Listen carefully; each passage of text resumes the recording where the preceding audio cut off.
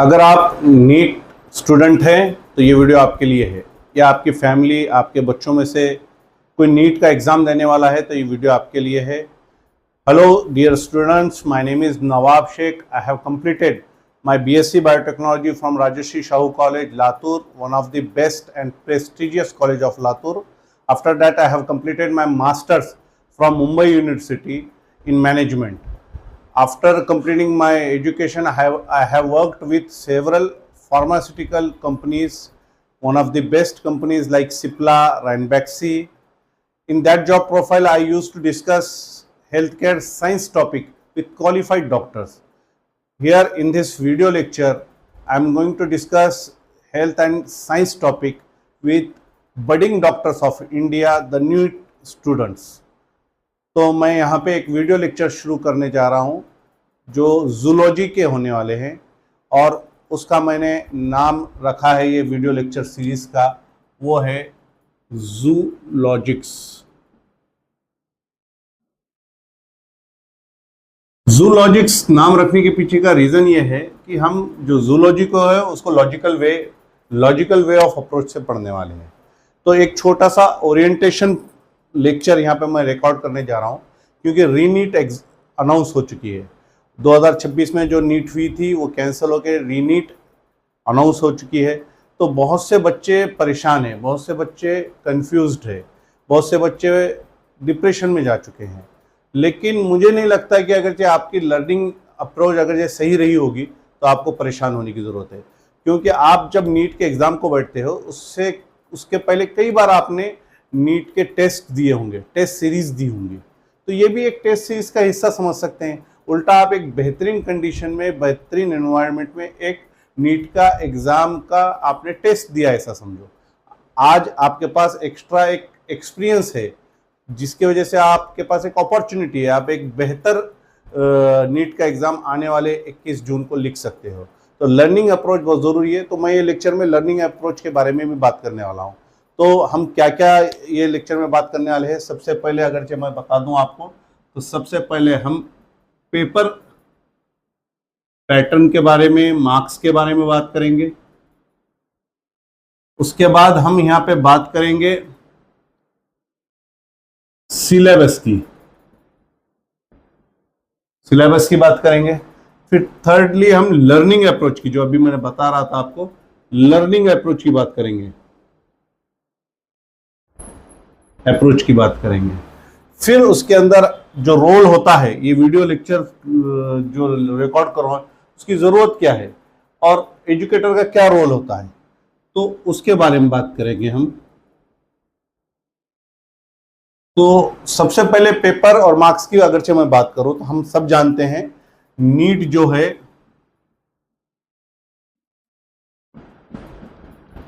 होती है 720 मार्क की, 720 मार्क्स की. अब ये 720 मार्क्स के आपको आते हैं 180 क्वेश्चंस. 180 क्वेश्चंस आते हैं, और ये 180 क्वेश्चंस कवर करने के लिए आपके पास वक्त होता है 180 मिनट का ही. मतलब 1 मिनट में एक क्वेश्चन आपको कवर करना है. अब इसका ब्रेकअप अगरचे आप देखें 180 क्वेश्चंस का, तो ये 45 क्वेश्चंस आते हैं फिजिक्स के, 45 आते हैं केमिस्ट्री के, उसी तरीके से 45 आते हैं जो बायो का भाग है, बॉटनी, उसके आते हैं, और 45 जो आते हैं वो जू के आते हैं, जो मैं यहाँ पे जू डिस्कस करने वाला हूँ, जू के आते हैं.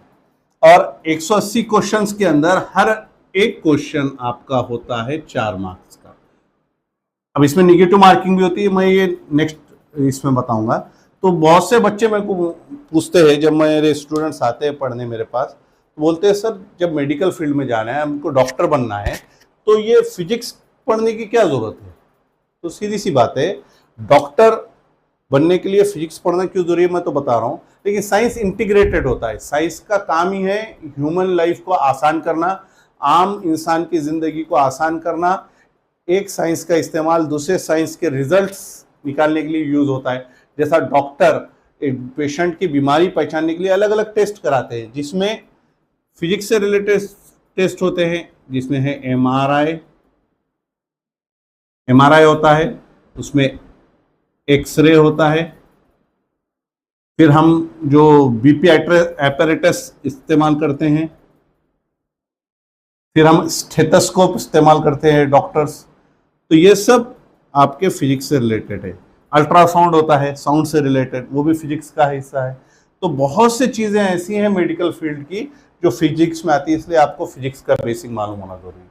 अब आते हैं केमिस्ट्री। केमिस्ट्री पढ़ना क्यों जरूरी है भाई? जब मेडिसिन, बच्चों आप डॉक्टर बनोगे और मेडिसिन लिखोगे, तो मेडिसिन किससे बनी हुई होती है? वो सॉल्ट से बनी होती है, जो केमिकल बेस हो सकते हैं। फिर जो आयुर्वेदा के जो बीएमएस को जाएंगे डॉक्टर बच्चे, वो जो मॉलिक्यूल्स उनके रहेंगे वो प्लांट बेस रहेंगे, लेकिन उसमें से भी जो डेरिवेटिव्स निकलेंगे वो इस्तेमाल होंगे। तो इसीलिए हमको केमिस्ट्री भी पढ़ना बहुत जरूरी है। इसके अलावा जब बॉटनी की हम बात करते हैं, तो बॉटनी में यही बात है, हमारा फूड का बड़ा हिस्सा हमारा वो प्लांट बेस है। आयुर्वेदा के बच्चों के तो मेडिसिन भी प्लांट बेस होने वाले हैं। फिर जैसा कि हम मशरूम्स खाते हैं, लेकिन कई मशरूम ऐसे जो पॉइजनस है, तो मशरूम में डिफरेंस पता हो कि किस मशरूम में कौन सा टॉक्सिन है जिसकी वजह से मौत हो सकती है, या फिर बॉडी में ताकत आने के लिए कार्बोहाइड्रेट आपका बॉडी का फ्यूल है, ये सब चीजें कैसे पता चलेंगी आपको? वो पता चलेगी बॉटनी से, केमिस्ट्री से पता चलेगी, मेडिसिन इससे पता चलेगा, फूड, फिजिक्स चाहिए आपके टेस्ट के लिए, और जूलॉजी तो बट ऑब्वियस, जब हम ह्यूमन बीइंग्स और लिविंग ऑर्गेनिजम्स की बात कर रहे हैं, उनको ट्रीट करने की बात कर रहे हैं, तो इनकी बेसिक आना तो हमें जरूरी है। तो ये हो गया पेपर पैटर्न और सब्जेक्ट के बारे में। अब इसमें और एक बात है निगेटिव मार्किंग की। निगेटिव मार्किंग क्यों है? बहुत से बच्चे बोलते हैं। अब निगेटिव मार्किंग का मतलब ये होता है कि आपका एक गलत जवाब आपके कमाए हुए सही जवाब के मार्क्स कम कर देता है। जैसा कि आपने एक क्वेश्चन अटेम्प्ट किया और वो राइट है, तो आपको 4 मार्क मिलेंगे। 1 क्वेश्चन राइट 4 मार्क्स, ओके। लेकिन अगरचे आपका एक क्वेश्चन रॉन्ग हो जाता है, तो ये आपके जो 4 मार्क्स है उसमें का 1 मार्क कम हो जाएगा। तो मतलब 4 आपने कमाए थे, जो बच गए 3, क्योंकि एक क्वेश्चन आपका रॉन्ग हो गया। अब ये निगेटिव मार्किंग की जरूरत क्या है, ये मेरे को बताओ। बहुत से बच्चे पूछते हैं सर जरूरत क्या है? जरूरत इसलिए है, एक तो आपको ये जो निगेटिव मार्किंग है, इससे आपकी गलती नहीं करने की एबिलिटी बढ़ेगी। वरना बच्चे क्या है, कौन बनेगा करोड़पति शुरू कर देंगे वहां पे। तो इसीलिए निगेटिव मार्किंग से आपकी गलती नहीं करने की एबिलिटी टेस्ट की जा रही है। अंडर प्रेशर, कम वक्त है, 180 मिनट में 180 क्वेश्चन करना है उसमें, और गलती भी नहीं करना है, इसलिए निगेटिव मार्किंग। अब गलती नहीं करने की एबिलिटी क्यों टेस्ट की जाती है? आप एक डॉक्टर हो, डॉक्टर की एक गलती एक लाइफ के बराबर है। एक डॉक्टर एक गलती करता है तो एक लाइफ जाने का खतरा होता है। अब वही चीज आप इंजीनियरिंग में लो, एक इंजीनियर अगरचे गलती करता है तो क्या हो सकता है? ज्यादा से ज्यादा एक रॉकेट जाएगा, एक मशीन खराब हो सकती है, एक फ्लाईओवर गिर सकता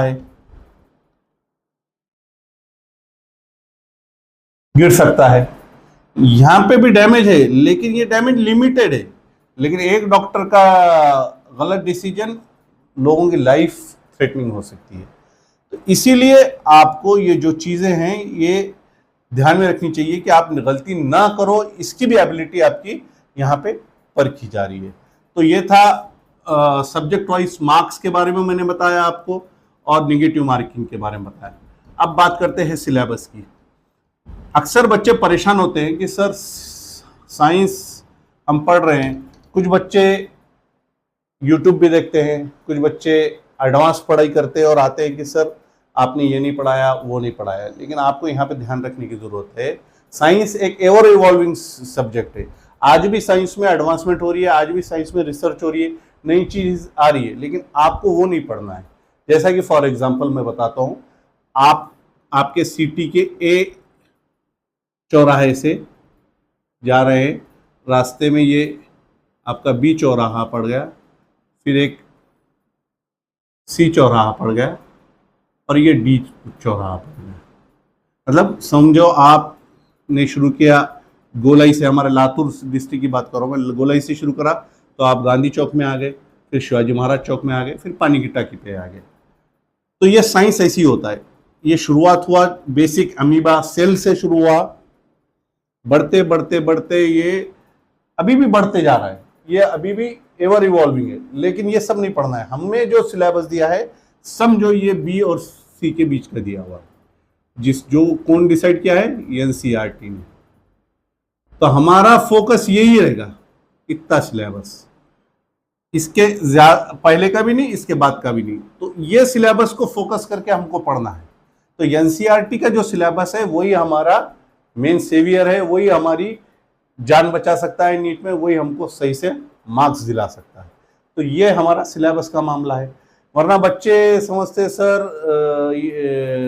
मतलब कुछ होते हैं बच्चे, तो उनके बारे में बता रहा। प्लस बहुत ज्यादा परेशान और बहुत ज्यादा ऐसा मत समझो कि हम कोई नई चीज पढ़ रहे हैं। बहुत बेसिक लेवल पे हम पढ़ने वाले हैं, बहुत बेसिक लेवल पे हम पढ़ने वाले हैं। हम सेल से शुरू करेंगे और ऑर्गन सिस्टम तक पढ़ेंगे। इकोलॉजी में तो हम डायनासोर्स के बारे में भी पढ़ेंगे। हम एनिमल्स के अलग अलग टाइप्स के बारे में पढ़ेंगे, एनवायरमेंट्स के बारे में पढ़ेंगे, माइक्रो ऑर्गेनिजम्स के बारे में पढ़ेंगे, सिस्टम्स में हम स्केलेटन के बारे में पढ़ेंगे, रेस्पिरेटरी सिस्टम के बारे में पढ़ेंगे। बहुत से चीज हम पढ़ने वाले हैं। तो लेकिन बेसिक लेवल पे पढ़ने वाले। तो इसमें एक नई टर्मिनोलॉजीज आएंगी, लेकिन नई टर्मिनोलॉजीज आपके लिए नहीं हो सकती है, लेकिन ये दुनिया के लिए नहीं है। तो आपको पढ़ने के लिए, याद रखने के लिए बहुत आसान तरीका बताता हूँ। हम साउथ की पिक्चरें देखते हैं, पुष्पा तकरीबन लोगों ने देखी है, झुकेगा नहीं साला डायलॉग हमको याद है। तो ये सब चीजें हैं। हमने फिर बाहुबली देखी थी। कटप्पा नाम किसी ने सुना था क्या आसपास आपके? किसी है कि किसी के दोस्त का नाम है कटप्पा? श्रीवल्ली किसी के घर में नाम है? गोंडा स्वामी किसी का नाम है? नहीं है। तो ये टर्मिनोलॉजी हमारे लिए भी नई थी, लेकिन हमने इंटरेस्ट लेके देखा, पढ़ा, समझा, समझने की कोशिश की, इंटरेस्ट लिया, तो लिए हमारे लिए आसान हो गई। उसी तरीके से जो टर्मिनोलॉजी इसमें भी आने वाले हैं, उसको आप बार बार पढ़ेंगे, बार बार लिखेंगे, उसको समझेंगे, तो आपको ये भी बहुत ईजी हो जाने वाला है। तो बेसिक लेवल पे ही पढ़ने वाले हैं। आपके लिए टर्मिनोलॉजीज नए हैं, लेकिन ये सब्जेक्ट आसान है। आपको थोड़ा इंटरेस्ट लेके कंसेप्ट बेस्ड पढ़ना पड़ेगा। आप पढ़ाई को एंजॉय करोगे, मजा आएगा पढ़ने में, तो आपको ये सब्जेक्ट बहुत आसान होने वाला है। तो मैं यहाँ पे जो आपको बताया हूं, ये सिलेबस के बारे में बताया हूं। अब हम बात करते हैं लर्निंग अप्रोच की। तो मैंने जैसा बताया आपको कि नीट रीनीट हो रही है, तो बहुत से बच्चे परेशान हैं।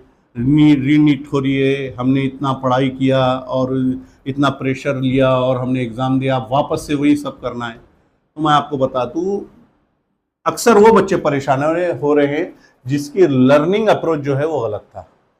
अक्सर बच्चे जो मगअप करते हैं, जो रट्टा मारते हैं, उनके लिए वापस से ये मुश्किल होने वाला है। लेकिन जिन बच्चों ने कंसेप्ट बेस्ड पढ़ाई की है, कॉन्सेप्ट बेस्ड अप्रोच जिसका रहा है, वो कभी परेशान होने वाला। क्योंकि एक रेस्पिरेशन एक कंसेप्ट है, वो आपको अगर जो समझ में आया तो आपको लाइफ टाइम हो जाएगा, आप कभी भूलेंगे नहीं। सिर्फ उसको थोड़ा रिफ्रेश करना पड़ेगा, डिटेलिंग में एक नजर मार लिए तो आपके लिए वो आसान हो जाएगा।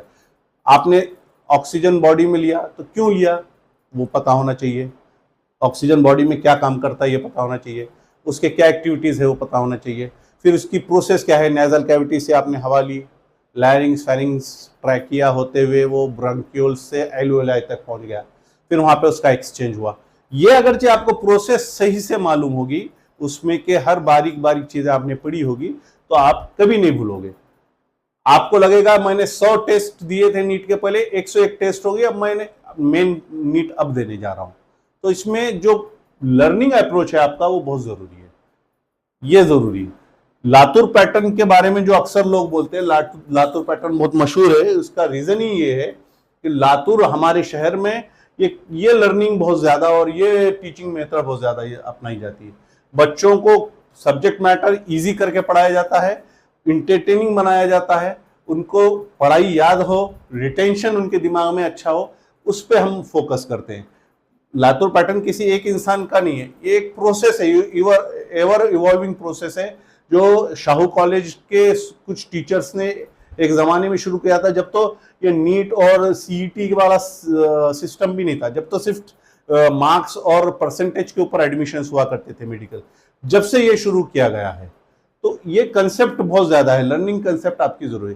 अब बात करते हैं हम एजुकेटर्स की, हमारे अप्रोच की, जो मैं अडॉप्ट करने वाला उसकी। आपको मैं बता दूं कि एजुकेटर का रोल बहुत ज्यादा इंपॉर्टेंट है किसी भी एग्जाम के लिए, सिर्फ नीट के लिए नहीं। एजुकेटर का काम क्या होता है, मैं आपको एक एग्जांपल देके समझाता हूँ।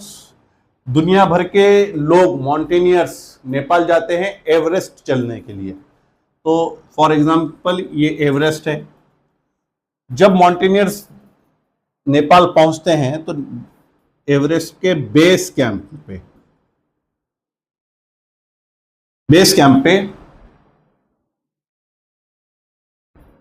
उन्हें मिलता है शेरपा। अब ये शेरपा कौन है? शेरपा होता है नेपाली, एक लोकल नेपाली, जो माउंटेनियर्स के ग्रुप के साथ एवरेस्ट साथ में चढ़ता है। वो उनको रास्ता बताता है एवरेस्ट को चढ़ने का। अब उन शेरपा का ये काम होता है, वो best timing, best day, best season, कब एवरेस्ट पे चढ़ना, कब बर्फबारी कम होती है, कब हवाएं कम होती है, कब चढ़ना आसान होता है, ऑक्सीजन सिलेंडर कितने लेके जाने पड़ते हैं, ये सब चीजें जो बताता है वो शेरपा बताता है। लेकिन जब माउंटेनियर एक एवरेस्ट चढ़ जाता है और उसको जीत जाता है एवरेस्ट को, तो शेरपा को कोई याद नहीं रखता, सब माउंटेनियर्स को याद रखते हैं। वैसा ही काम एजुकेटर्स का है। जब बच्चे टॉप करते हैं तो बच्चों को सब याद रखते हैं, लेकिन एजुकेटर को कोई याद नहीं रखता। तो यही काम शेरपा का जो है वही काम, क्योंकि हम तो आपको रास्ता बताएंगे, आपको अप्रोच बताएंगे, आपको सिखाएंगे, लेकिन एवरेस्ट चढ़ना और एवरेस्ट को सर करना तो आपका काम है। तो आपको मेहनत करना पड़ेगा। जो बच्चे सीरियस है अपनी लाइफ में, जो अपने हालात बदलना चाहते हैं, अपने फैमिली के हालात बदलना चाहते हैं, उनके लिए नीट एक बहुत आसान और बहुत अच्छा अपॉर्चुनिटी है मेडिकल की सीट हासिल करने के लिए। और कैसा होता है पता है, एक बार मेडिकल की सीट आपको मिल जाए, उसके बाद आप जरा रिलैक्स होकर भी पढ़ाई करेंगे। अगर एमबीबीएस होता है एक्चुअली 5 साल का। अगरचे कोई लड़का इसको 7 साल में भी निकाले तो उसकी सीट कोई छीनता नहीं। एक बार उसने एमबीबीएस की सीट ले ली, कोई 7 साल में निकालता। मैंने तो 9 साल में भी एमबीबीएस निकालने वाले देखे, और कुछ लोग तो 5 साल में निकल जाते हैं। अक्सर ऐसे निकल जाते हैं क्योंकि आगे एमडी वगैरह भी पढ़ना होता है। उसी तरीके से ये नीट का 2 साल है। ये 2 साल आपको बहुत ज्यादा कंसंट्रेशन करना पड़ेगा, डिस्ट्रैक्शन से बचना पड़ेगा। सबसे बड़ा डिस्ट्रैक्शन आज की तारीख में है आपका सोशल मीडिया। एंडलेस स्क्रोलिंग, सिर्फ देखते जा रहे, माइंडलेस, कोई फायदा नहीं है, वक्त अपना जाया कर रहे हैं। इसके अलावा थोड़ा सा कॉफी शॉप्स पे जाना आपको कम करना पड़ेगा। आप कॉफी शॉप से कौन क्यों जाता है ये मुझे बताने की जरूरत नहीं है। इसके अलावा थोड़ा सा लेडीज के लिए मैं बता दूं, स्नैपचैट, मेकअप, फंक्शंस, गैर जरूरी दोस्त, 2 साल के लिए उनको टाटा बाय बाय कर दो। आप ये डिस्ट्रैक्शन से बचो, फोकस करो पढ़ाई के ऊपर। एक बार एमबीबीएस की सीट मिल गई तो बाद में आपको आपके हिसाब से लाइफ जीने का मौका मिल जाएगा। एमबीबीएस की सीट एक गाड़ी के जैसा है। आपने आपकी गाड़ी ले ली, आपकी बाइक ले ली, आपकी कार ले ली, फिर आप उसको 20 की स्पीड से चलाओ या 100 की स्पीड से चलाओ, ये आपकी मर्जी है। लेकिन कार लेना, आपकी गाड़ी लेना, आपकी बाइक आपकी खुद की हो जाना, ये जरूरी है। एक बार एमबीबीएस की सीट आपकी आ गई तो उसके बाद लाइफ में आप कैसा एमबीबीएस कंप्लीट करोगे और कितना फास्ट जाओगे, कितना स्लो जाओगे, आप डिसाइड। लेकिन ये 2 साल आपके आप डिसीजन नहीं ले सकते। आप सिर्फ डिस्ट्रैक्शन से बचिए, जो आपको पढ़ाया जा रहा है सिलेबस पे फोकस करिए, मार्क्स और पेपर का सिलेबस समझिए, और जो टीचर्स बता रहे हैं, जो लर्निंग प्रोसेस बता रहे हैं, उसके ऊपर ध्यान दीजिए। नीट आपके लिए आसान हो जाएगा। अक्सर कैसा होता है, मैं आपको एक बात बताऊं, क्लास में समझो 100 बच्चे हैं, उसमें से 20% बच्चे जो रहते वो शार्प रहते, उनको कोई खास ज्यादा मेहनत करने की जरूरत नहीं पड़ती, और 20 ऐसे रहते जो सिर्फ टाइम पास के आस रहते, टिपिकली आए वाले रहते, टाइम पास। घर वो बहुत पैसे वाले घर के होंगे शायद, इसलिए टाइम पास के लिए आ जाते, दोस्त है चिल करेंगे, चलो ग्रुप के साथ एकदम क्लास में निंगाना भी करेंगे, तो ऐसे भी बच्चे। लेकिन जो 60% बच्चे हुए हैं, उनके ऊपर ज्यादा मेहनत करने की जरूरत पड़ती है। हमारी कोशिश होती है कि ये 60% जाए, कैसा ये टॉप 20 में जाए, और ये टॉप 20, ये 20 से कैसा 60-80 हो, ये हमारी कोशिश होती है। और ये 20% जो बच्चे सीरियस नहीं है, ये परसेंट कैसा कम हो, ये हमारी कोशिश होती है। तो ये एजुकेटर का यहाँ पे जो रोल होता है वो ये होता है। तो ये एक नीट के लिए मैंने एक छोटा सा ओरिएंटेशन यहाँ पे लेक्चर रिकॉर्ड किया है। आई होप कि आपको समझ में आया होगा जो बातें मैं बताना चाह रहा था। तो रीनीट होने वाली है, रीनीट जो बच्चे दे रहे हैं उनके लिए बेस्ट ऑफ लक। आप अच्छे से कंसेप्ट बेस्ड पढ़ाई कीजिए, यूनिट वाइज टेस्ट दीजिए, तो आपके लिए आसान होगा। और मैं इसका यूट्यूब चैनल भी शुरू करने जा रहा हूँ जूलॉजिक्स के नाम से, फेसबुक पेज भी शुरू करूँगा जूलॉजिक्स के नाम से। तो आप ये जब देखेंगे तो अपने दोस्तों को, अपने जो पीयर्स हैं जो नीट कर रहे हैं उन तक शेयर कीजिए, लाइक और सब्सक्राइब कीजिए। मिलेंगे नेक्स्ट लेक्चर में। Thank you.